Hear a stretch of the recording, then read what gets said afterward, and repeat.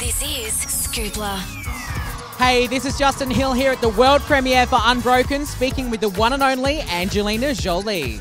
You know, we work so hard here with so many amazing Australian people that spent many a long, tired day with us, from the 200 extras every day on the coal barges to all of the crews, so it's the least we could do. We wanted to come back, but it was so nice to bring it back and say thank you, because really we couldn't have made it without them and everybody here who allowed us to be here. He's with us. He's with us, and he gave so much of his life to so many people, and in a way, I'm actually quite happy that he knows his film, he's seen his film, he knows his message is strong, he knows that we're here to support him, and he gave so much, and I think there's something beautiful about the fact that he is resting in peace at this time, knowing that we carry on his message. Angelina, was it your idea to torture poor Jack in his audition? To torture poor Jack in his audition? I get stuck with this. Yes. And he responded quite well to it, right? It was a rubber baton. It didn't hurt. I think I got hit with it a few times myself just to prove that it was fine.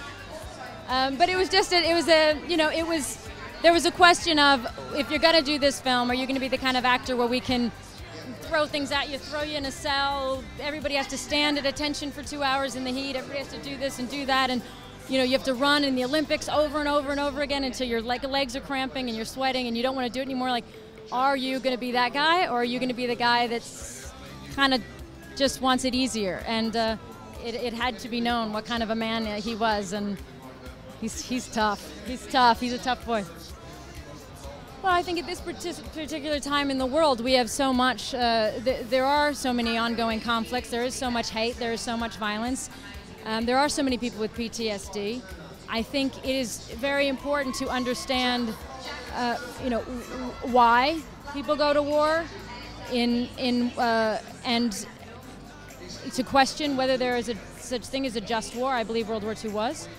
I think to pay respect to the men in uniform, but also to know and to help.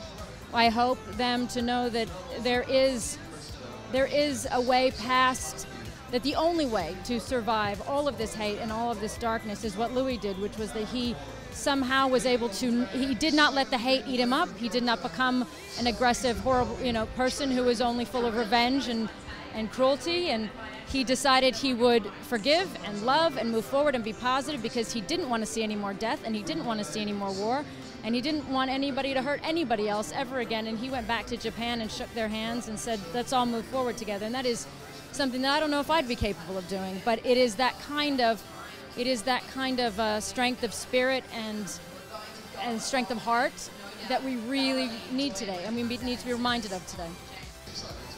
But to know, as a survivalist, which is what Louis was, he survived the raft, he survived everything, he knew that as part of his survival, he could not wake up full of only hateful memories and revenge. It would kill him, and it would make him not be the best father he could be, the best husband he could be, the best man he could be. And so he knew that this was part of how he would heal and how he would step forward, and I hope that inspires others to try to be able to heal themselves through that. For more top trending gossip, head to Scoopla.com on your mobile. Scoopla.com.